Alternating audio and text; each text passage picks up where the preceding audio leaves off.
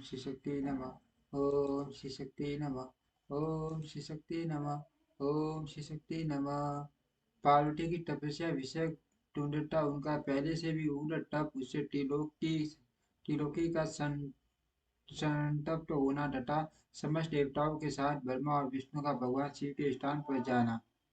ब्रह्मा जी कहते हैं मुनिवर शिव की प्राप्ति के लिए इस प्रकार तपस्या करते हुए पार्वती के बहुत वर्ष बीत गए तो भगवान शंकर प्रकट नहीं हुए। तब हिमाचल ने नैना और मंदसौर आदि आदि आकर पार्वती को समझाया और पार्वती को अत्यंत दुष्कर बताकर उनसे यह अनुरोध किया कि तपस्या छोड़कर घर को लौट चलो।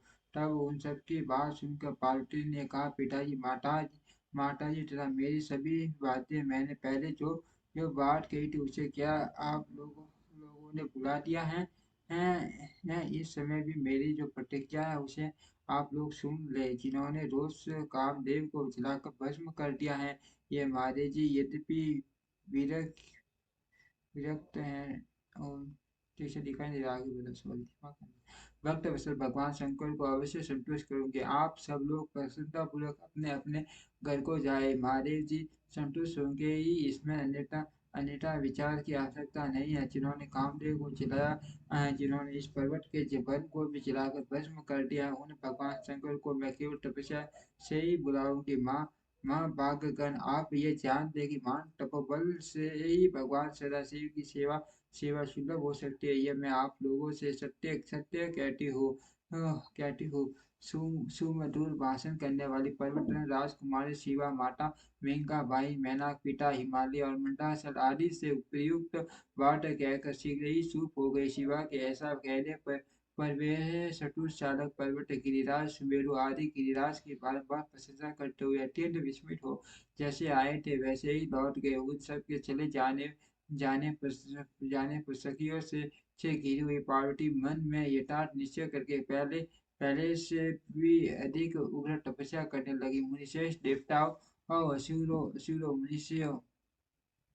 मनुष्य और सरासर प्राणियों सहित समस्त त्रिलोक की उस अमृत तपस्या से संतप्त हो उठी। उस समय समस्त देवता असुर यक्ष किन्नर चारण शीर साध्य मुनि विधाता बड़े बड़े नाग प्रजापति ग्रह तथा अन्य लोग मान से मान कष्ट में पड़ गए परंतु इसका कोई कारण उनकी समझ में नहीं आया। तब इंद्र आदि सब देवता मिलकर गुरु बृहस्पति से सलाह ले बड़ी बड़ी व्यलता के साथ सुमेरु पर्वत पर मुझे विधाता की चरण में आए। उस समय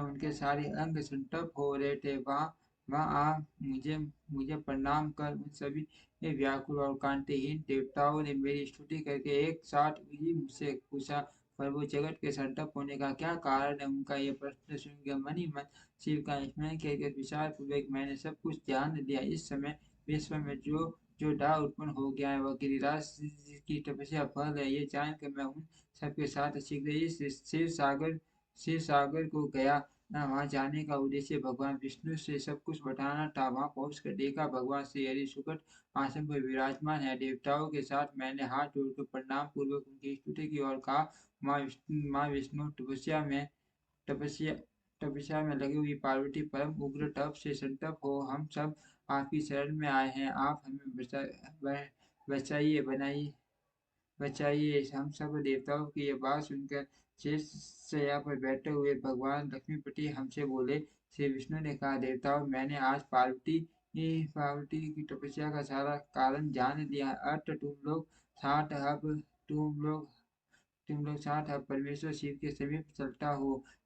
हम सब मिलकर ये प्रार्थना करेंगे कि वे गिरिराज के व्यवहार को यहाँ ले आवे। अमरो भयंकर को यह ले आवे। अमरो इस समय समस्त संसार के कल्याण के लिए भगवान को शिवा के पानी ग्रहण के लिए अनुरोध है। डिवाइडे पिनाकधारी भगवान शिवा को वर देने के लिए जय में भी वही उनके आसन पर जाए इस समय वैसे ही प्रयत्न करेंगे।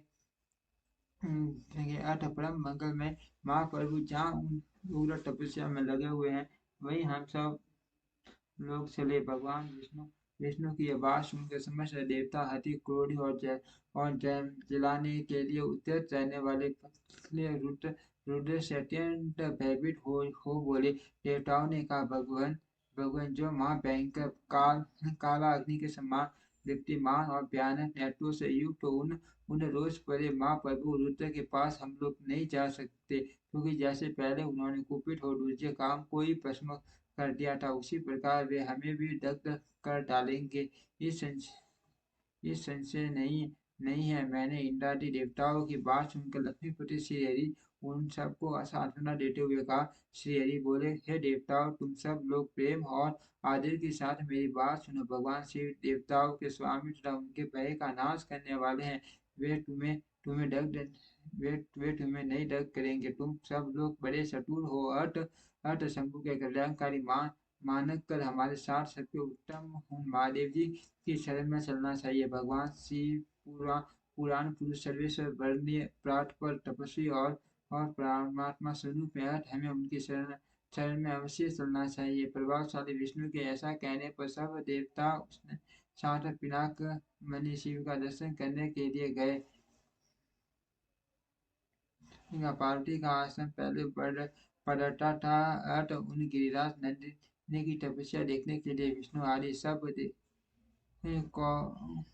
कौतूहल पूर्वक उनके आश्रम पर गए। पार्वती के श्रेष्ठ तप को देखकर सब देवता उनके उत्तम तेज से व्याप्त हो गए। उन्होंने तपस्या में लगी हुई उन तेजोमयी जगदम्बा को नमस्कार किया और साक्षात भी सीधी स्वरूपा शिवा देवी देवी के तप की पूरी पूरी प्रशंसा करते हुए वे सब देवता उस स्थान पर गए जहाँ भगवान बस ध्वज विराजमान थे। उन्हें वहां पहुंचकर सब देवताओं ने पहले तुम्हें उनके पास भेजा और स्वयं वे मदन दंडकारी भगवान हर्ष से दूरी खड़े वे वहीं से यह देखते रहे कि भगवान शिव कुपित हैं या प्रसन्न। नारद, तुम तो सदा निर्भय रहने वाले और विषय के शिव के भक्त हो, और तुम्हें अब भगवान शिव के स्थान पर जाकर उन्हें सर्वथा प्रसन्न देखा।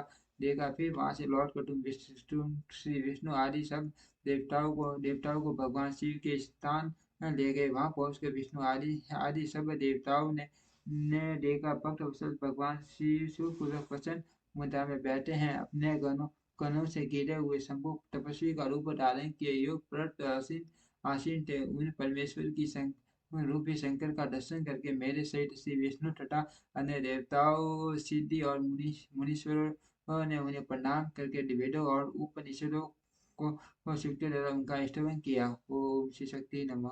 ओम श्री शक्ति नमः।